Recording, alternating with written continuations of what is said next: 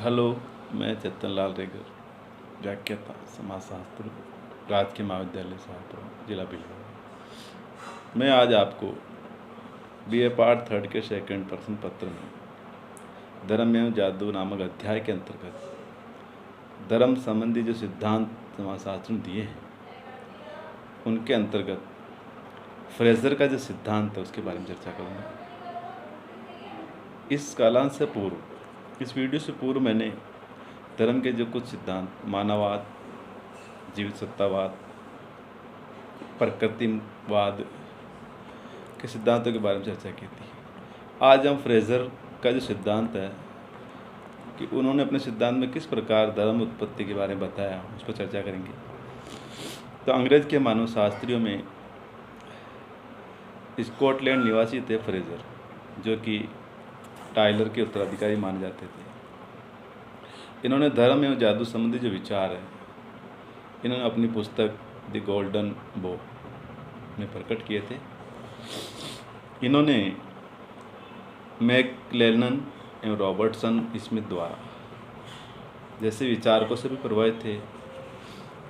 इन्होंने लगभग 1750 शब्द जो है प्रतिदिन लिखते थे और कई वर्षों तक ऐसा किया। इन्होंने टाइलर के सिद्धांत को भी प्रसिद्ध बनाया और अपने स्वयं के विचार भी उसमें जोड़े। इनका लेखन का जितना प्रभाव धर्मशास्त्रियों पर पड़ा, बाकी अन्य मानव शास्त्र पर नहीं। टाइलर ने कहा कि जादू का जो आधार है, आदि मानव ने वस्तुओं के त्रुटिपूर्ण सहसंबंध को माना था और इस प्रकार की सभ्यता को वो कारण समझ बैठे। फ्रेजर ने इस प्रकार की सभ्यता को ग्रहण किया और उसे सहानुभूति का नियम नाम दिया। तो फ्रेजर का यह कहना था कि सर्वप्रथम जादू टोनों का प्रचलन रहा होगा और इसका प्रयोग आदि मानव प्रकृति पर नियंत्रण पाने एवं अपने उद्देश्यों को पूर्ति के लिए करता होगा। लेकिन जब वो देखा कि कई बार उसका जादू असफल हो जाता है और अपने उद्देश्यों को जादू के द्वारा वो नहीं पा सकता, तो उसने ऐसी शक्ति की कल्पना की होगी जो उसके जादू को असफल कर देती होगी। तो वह शक्ति जादू के द्वारा मनुष्य के वश में नहीं की जा सकती। जब वह उसकी पूजा, प्रार्थना, आराधना करने लगा तो धर्म की उत्पत्ति हुई। तो इस प्रकार फ्रेजर के अनुसार असफल जादू टोनों ने मानव को धर्म की ओर अग्रसर किया। अतः धर्म की जो प्रकृति के द्वारा पराजित मनोवृत्ति का परिणाम। इस प्रकार फ्रेजर ने धर्म की उत्पत्ति में दो स्थितियों की कल्पना की। प्रथम स्थिति में जादू टोनों का ही साम्राज्य था और दूसरे में जादू टोनों के असफल होने पर अलौकिक शक्ति की पूजा व आराधना प्रारंभ हुई, जिससे धर्म की नींव डली। तो इन्होंने जादू टोनों के असफल होने की जो शक्ति के द्वारा, जो प्रकृति के द्वारा जो व्यक्ति शक्ति और पूजा आराधना की, वो धर्म का रूप बताया। इसके पर्याप्त प्रमाण नहीं है यह कहकर कि इनकी आलोचना हुई और कभी भी ऐसी अवस्था भी थी जब केवल जादू टोना का ही प्रचलित था। तो अन्य सिद्धांतों की तरह इसमें धर्म की उत्पत्ति के बारे में सामाजिक कारकों की अवहेलना की गई, तो इसलिए भी इनके सिद्धांत की आलोचना हुई। इसी प्रकार से धर्म का एक सामाजिक सिद्धांत है जो इमाम दुर्खिम के द्वारा धर्म उत्पत्ति के संबंध में लिखा गया। तो धर्म एक सामाजिक तथ्य है और उसकी उत्पत्ति सामाजिक कारकों के द्वारा हुई है। ये सब धर्म के बारे में दुर्खिम का कहना था।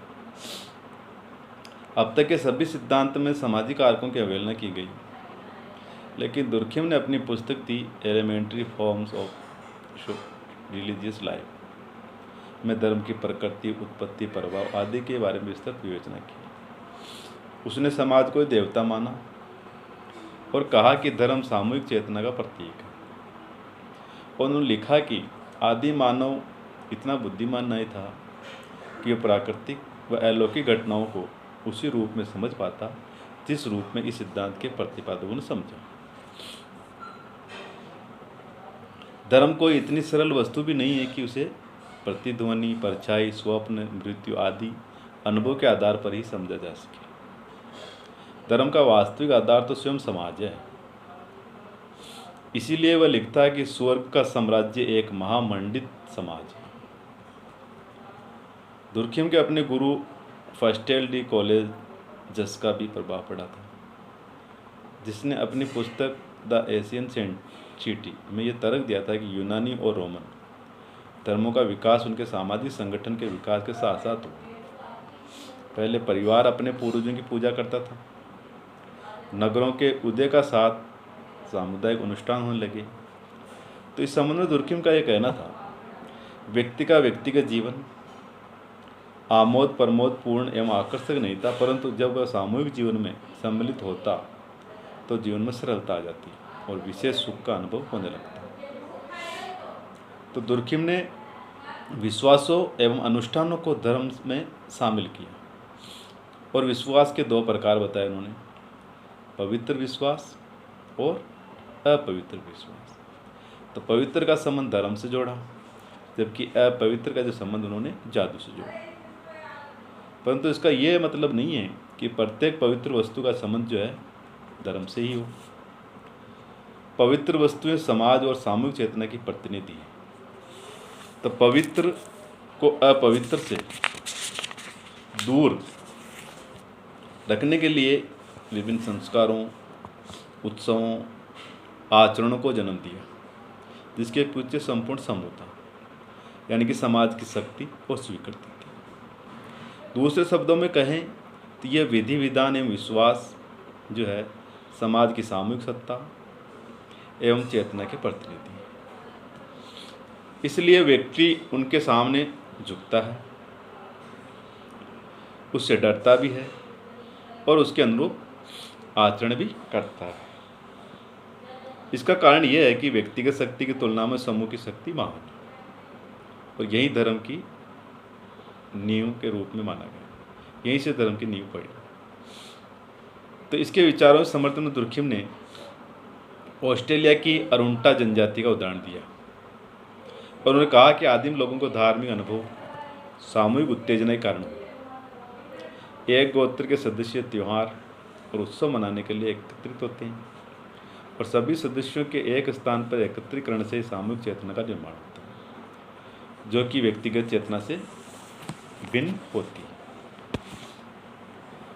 तो सामूहिक चेतना को व्यक्तिगत चेतना से भिन्न माना और सामूहिक चेतना सामूहिक शक्ति का प्रतीक भी है, जो व्यक्तिगत शक्ति से श्रेष्ठ है। यहाँ व्यक्ति समूह की शक्ति को स्वीकार करता है और उसके मन में ऐसी शक्ति के प्रति भय, श्रद्धा और आदर की भावना पनपती है।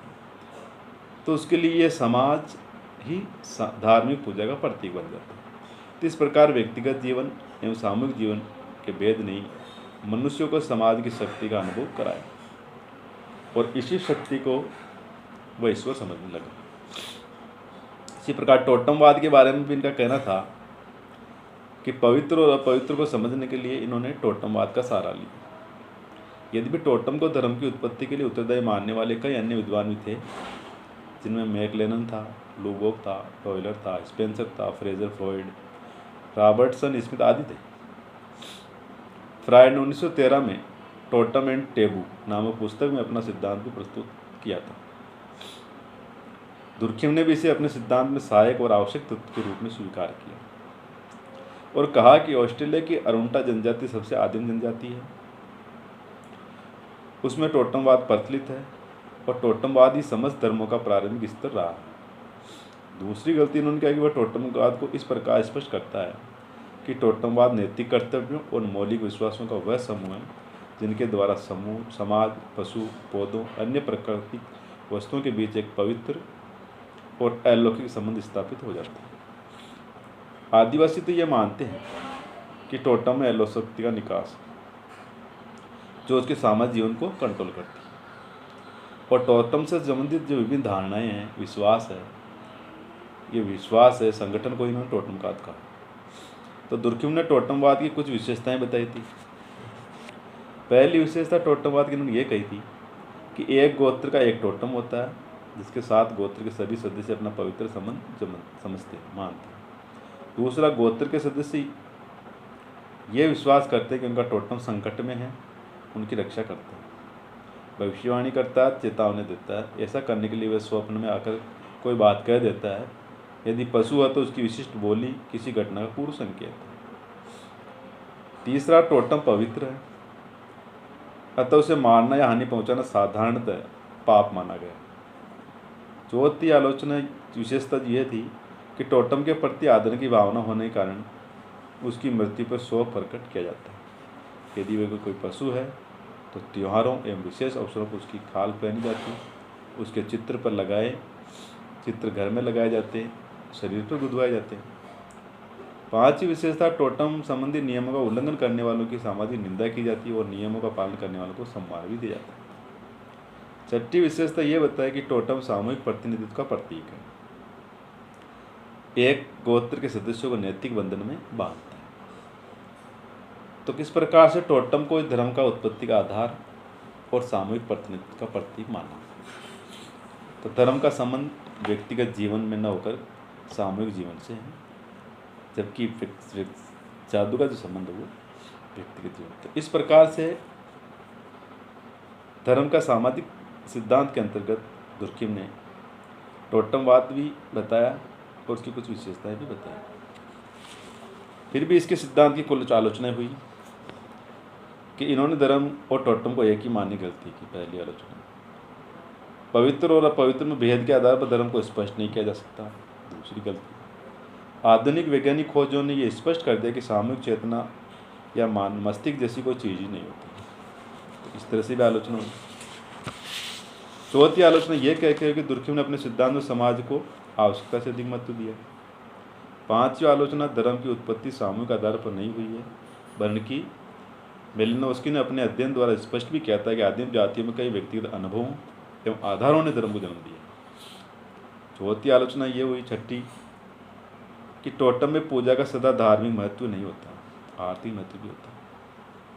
और अंतिम आलोचना ये कह के हुई कि जिन कार्यों को दुर्खिम ने धार्मिक समझा, जो लोगों को एकत्रित कर एक सूत्र में बांधते हैं, वे जरूरी नहीं कि धार्मिक हो, वे समारोह भी हो सकते हैं। तो इस प्रकार से इनकी सिद्धांत की 7 आलोचनाएं। Thank you.